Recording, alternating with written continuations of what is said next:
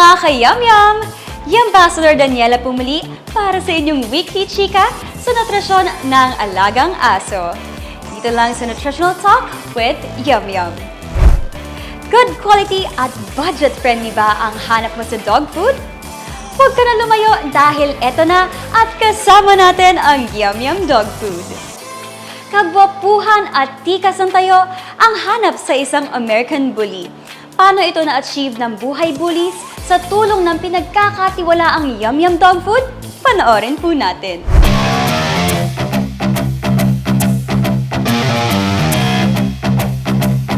Ako nga pala si Prince Buhay ng Buhay Bullies Kennel Group. At member din po ako ng PABR, Philippine American Bully Industry. Vice President po ako doon. Sa una, may nagbigay lang po sa akin ng American Bully. Una, pet lang po talaga siya. Tapos lumawak yung, nagkaroon ako ng mga kaibigan na nag-aalaga din ng American Bully. Tapos nakilala ko ang PABR yun. Tuloy-tuloy na po. Ngayon po, nag-organize na po ako ng mga show. Yung American Bully po, pang-breeding lang din po. Yung exotic bully, pang-breeding din. Si Alboy po yung sino-show ko po before po. Ayun, malalambing po sila at mapagbahal. Parang maging anak mo na rin sila.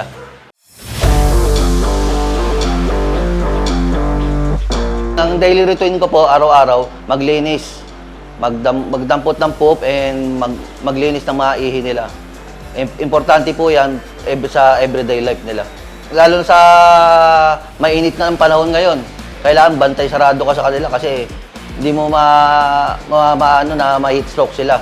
And ginagawa ko po dyan, pag nag-heat stroke sila, may nakaredy akong kalamansi pang-spray sa kanila. Saka yelo, sa kilikili nila. Kailangan may vitamins din sila, syempre. Importante yan.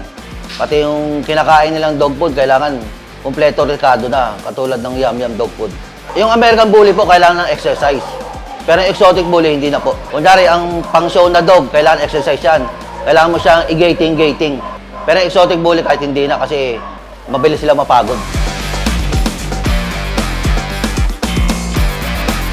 Malaking tulong ang omega-3 at omega-6 sa heart problem and to prevent heat stroke.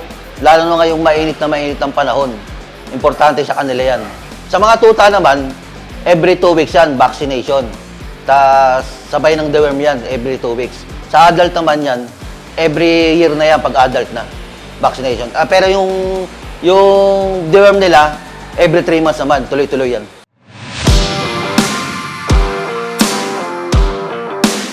Marami na akong naaalagaan na puppies, mga anak din ni Alboy. Ang ginagawa, every routine namin dyan, every 2 hours ang padede. Medyo puyat ka lang talaga. Kasi kailangan mabuhay mo sila eh. Hanggang mga 1 month ka magpupuyat. And pag nag 2 weeks na sila, mga 3 weeks, pwede na silang kumain ng dog food. Yum Yum Puppy. Ang dog food na angkop para sa ating mga alaga, syempre walang iba yung Yum Yum Dog Food. Merong 2 klase yan, adult and puppy. Para sa adult naman, 1 year up, pataas. And yung sa puppy, 1 to 2 months old, pwede na silang kumain. Pwede mong durugin, i-grind mo para makain nila, tapos lagyan mo ng gatas. Good na good sa kanilang lahat.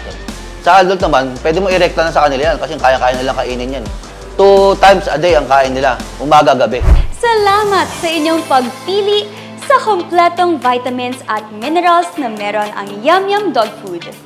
Nutritional values na angkop sa breeding ng inyong mga American Bully Dogs at tikas para sa ating show dogs. Huwag bibitiw dahil kailangan nating mapanood ang kanilang practices pagdating sa diet ng kanilang bullies. Next week yan! Yum Yum Dog Food ay may kombinasyon ng real meat taste at nutrition for your puppy and adult doggies. Always available nationwide. This is your Ambassador Daniela. Magkita-kita po tayo ulit next week dito lang sa Nutritional Talk with Yum Yum. Yum Yum sa lasa, Yum Yum sa sustansya.